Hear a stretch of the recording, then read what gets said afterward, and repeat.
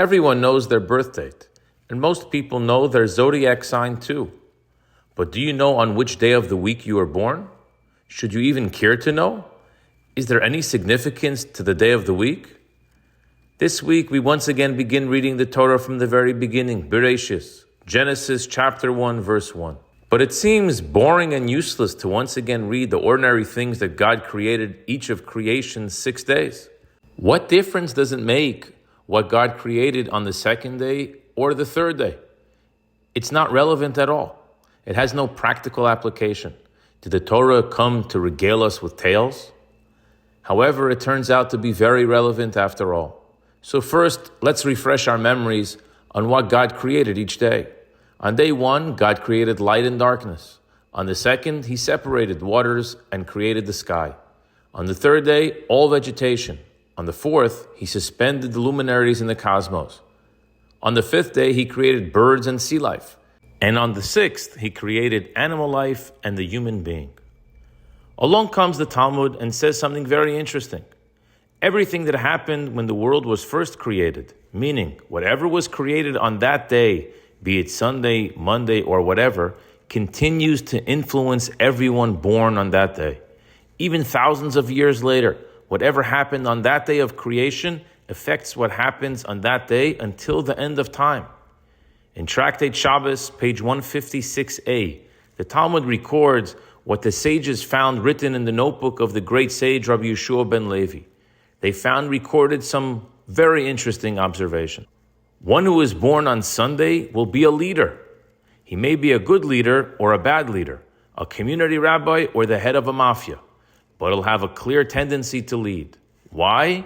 Because Sunday was the day it all began, and Sunday leads the week's remaining days.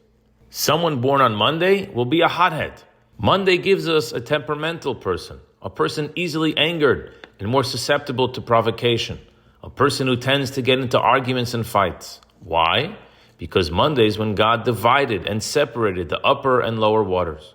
Until then, earth had been covered in water, and on the second day, God split the waters, placing half of them in the Atlantic, meaning the oceans, and the other half in the heavens. As the Medrash comments, why does the Torah not use the phrase, and God saw that it was good, Vayar Elokim Ki Tov, regarding the second day? Because divisiveness was created on the second day. The Talmud continues the recordings of Rabbi Yehosha ben Levi's notebook. One who is born on Tuesday will be fortunate and wealthy. Tuesday, people tend to be prosperous. Why? Because vegetation, which grows widely, quickly, and with little work, as well as weeds, which grow with no work, was created on the third day.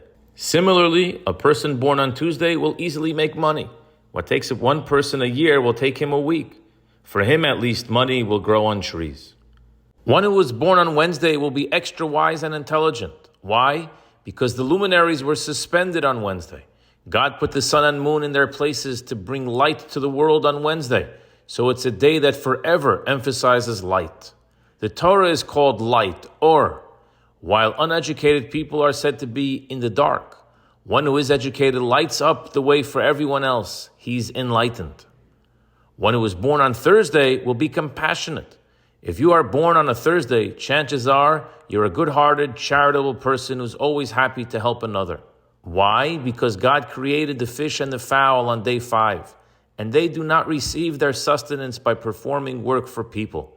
They are sustained by the kindness of Almighty God. Thursday was also the first time God actually blessed something that He created.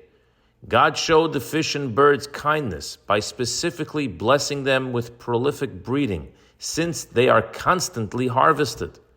A Thursday-born person will be like God on that day, kind and giving. What about a Friday baby? Rabbi Yehosha ben Levi continues and writes, one who's born on a Friday will always be a seeker. Specifically, they will seek out mitzvos, as most of the activities of the day involve preparing and getting everything done before Shabbos. Finally, we have Shabbos itself, Saturday, the 7th day of the week. The Talmud considers Shabbos babies holy and spiritual, to be called a person of great sanctity.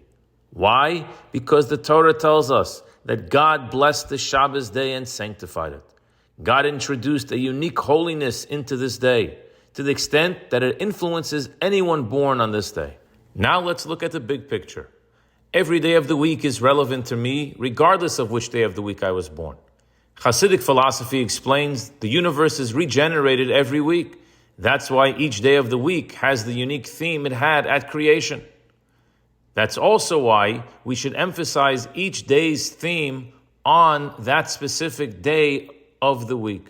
For example, on Shabbos, we should go to shul and do spiritual exercises like pray, because Shabbos is a day conducive to spirituality.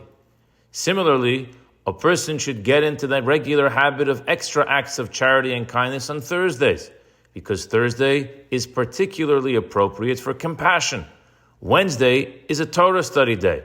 On Tuesdays, you might let yourself be a bit more aggressive in business or investments, because Tuesdays are days more fitting for financial success. And on Mondays, let's be extra careful to avoid angering our fellow. You see, everything in the Torah is as relevant today as ever.